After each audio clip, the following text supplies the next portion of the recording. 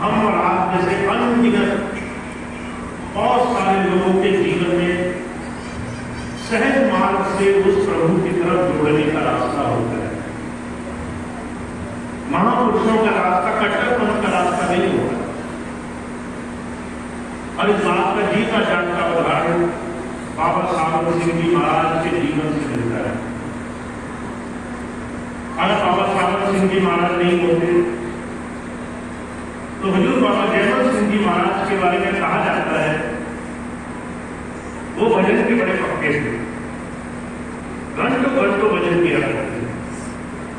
2-2 दिन 3-3 दिन लगातार समाधि लगा करके बिना खाए पिए बिना शरीर की शुद्ध किए गृहस्थ से दूर संन्यास में जंगलों में बियाबानों में कोई सुख सुविधा नहीं, ऐसे उन्होंने अपना जीवन गुजारा।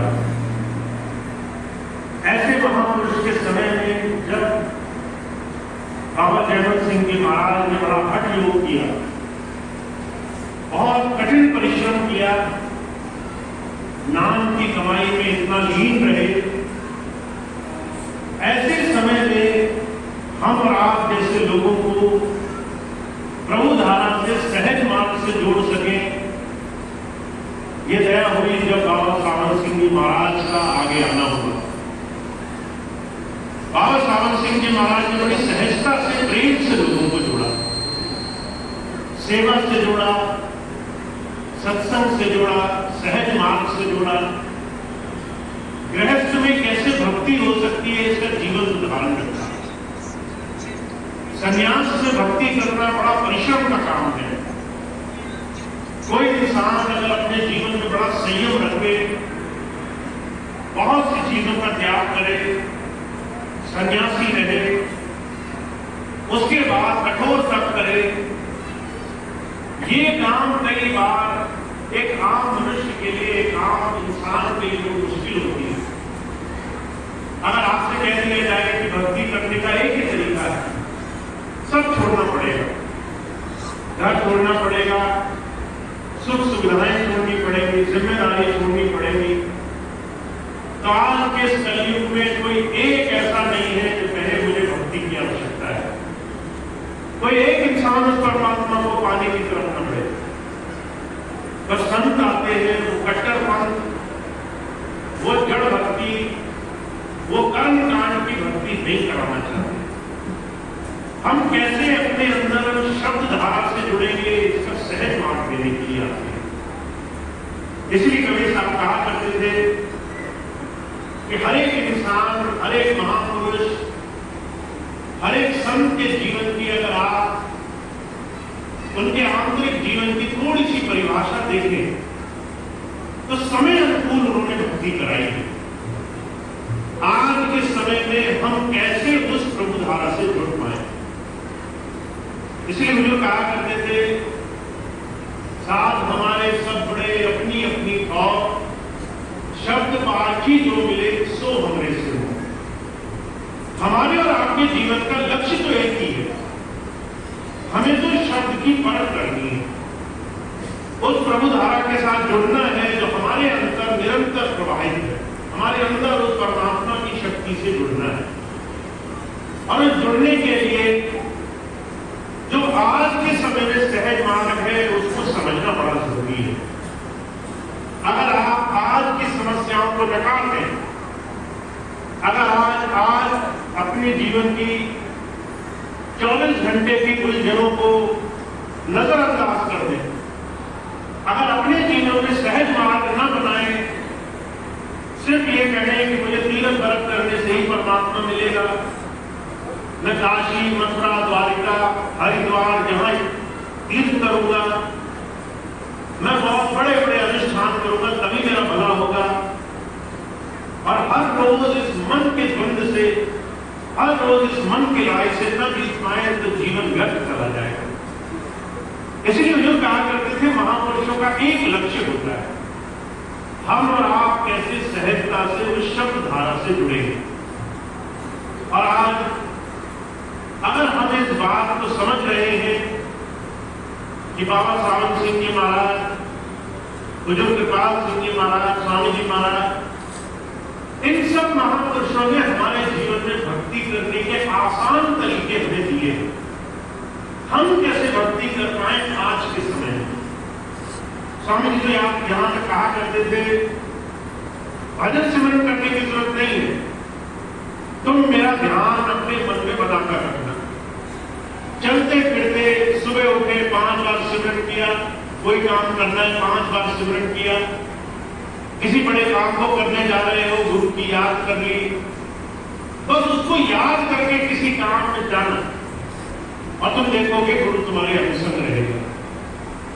बुजुर्ग बाबा दयानंद सिंह जी महाराज से लेकर के और स्वामी जी महाराज तक अगर आप देखें तो भक्ति में कितनी सहजता आई है, सिर्फ इसलिए क्योंकि हम भक्ति करने के उस तरह से योग्य नहीं हैं। हम तब जब नहीं कर सकते, पर हम साधु महापुरुष, संत महापुरुष की बात को जीवन में आचरण में ला सकते हैं। इसलिए जो कहा करते थे, गृहस्थी सेवे साधु को, साधु सिमरे राम, या में कुछ धोखा नहीं सरे तुमके काम। उनका ध्यान अगर प्रभु से जुड़ा है, तुम्हारा ध्यान अगर तुम्हारे गुरु तक तो है, तुम्हारे गुरु में है, तुम्हारे गुरु में तुम्हारी आस्था है, तो भी तुम्हारा काम सहज हो जाएगा, तो भी इस कलयुग में तुम्हारा काम आसानी से बन जाएगा। बस गुरु पूर्ण होना चाहिए और तुम्हारा ध्यान गुरु की तरफ, उनके वचनों की पालना की तरफ पूरी ईमानदारी से होना चाहिए। तो आज के समय में जब हम हर रोज अपने जीवन में तरह तरह की परेशानियों में उलझे हैं, मुझे कहा करते थे हमें ध्यान की विशेषता को समझना है। ध्यान ये नहीं कि तुम कितने घंटे आंख बंद करके बैठे हो, ध्यान ये कि तुम्हारा दुनिया का कोई भी काम करो, तुम्हें इस बात का एहसास है या नहीं है कि तुम्हारे अंदर वो प्रभु सत्ता, वो शाश्वत प्रभु बैठा है या नहीं बैठा है। मुझे कहा करते थे उस दिन देर नहीं होती जिस दिन तुमने आंखें बंद करके घंटों ध्यान नहीं किया। देर उस दिन होती है जिस दिन तुम्हें पता है कि तुम्हारा मालिक अंदर बैठा है, फिर भी तुम दुनिया के विषम बुरे उल्टे कामों में उलझे रहो। मन में ये कामना करो कि कौन सा गुरु जी हमें देख रहे हैं। गुरु जी तो संगीला में बैठे होंगे, वो तो जर्मनी में बैठे होंगे, अगर शरीर में सामने नहीं है तो कौन सा हमारे अवगुण देख पा रहे हैं। जिस दिन हमने इस भ्रम को मन में स्थान दे दिया, उस दिन हम ध्यान के महत्व को भूल गए। तो जो कहा करते हैं इस बात का ध्यान रहना चाहिए, जिस प्रभु की हम बात करते हैं वो प्रभु शरीर नहीं है, वो एक शाश्वत, वो जीवन में सर्वत्र सर्वज्ञ एक शक्ति है, एक ऐसी ताकत जो शरीर में तुम्हें नहीं दिखाई देगी तो भी तुम्हारे अंग संग है, जो तुम्हारे 24 घंटे तुम्हारे हर एक काम में तुम्हारे अंग संग रह करके तुम्हारे जीवन में, तुम्हारे अपने अंदर तुम्हारे समाहित है। अब इस ध्यान को रख करके कोई काम करना, जो भी काम करो ये बात ध्यान रहे कि गुरु तुम्हें देख रहा है। और अगर मैं आपसे कहूं कि गुरु तुम्हें देख रहा है तो क्या आप कोई बुरा काम कर पाओगे? क्या आप घर में गए तो क्या लड़ पाओगे? क्या गाली गलौज कर पाओगे? क्या घर में जाकर के सिर्फ अपनी इंद्री, अपने मन, अपने विषय भोग, अपने आवेग के कारण संसार में तबाही मचा पाओगे? जब कोई इंसान ये भूल जाता है कि प्रभु हमारे अनुसंग नहीं है, तब जाकर के संसार में शैतानियत फैल जाती है, तब जाकर के काल गति हावी हो जाती है। तो जो कहा करते थे जब तक गुरु तुम्हारे मन में रहेगा तब तक काल तुम्हारा बाल बांका नहीं कर सकता। इसका कारण सिर्फ एक है, जब तक तुम्हारा ध्यान गुरु में रहेगा मन तुम पर हावी नहीं होगा, तुम्हारे जीवन में कोई गलत काम तुमसे नहीं होंगे। तुम गलत काम करने से पहले 1000 बार सोचोगे। महाराज जी यहां पर कहा करते थे अगर 4-5 साल का बच्चा हो, उसके सामने भी कई बार गलत काम करते हम टकरा जाते हैं, हमारे दिल में भाव बढ़ जाता है, अरे छोटा बच्चा हमें देख लेगा। एक छोटे बच्चे के रहते गलत काम करते हमारा दिल कांप जाता है।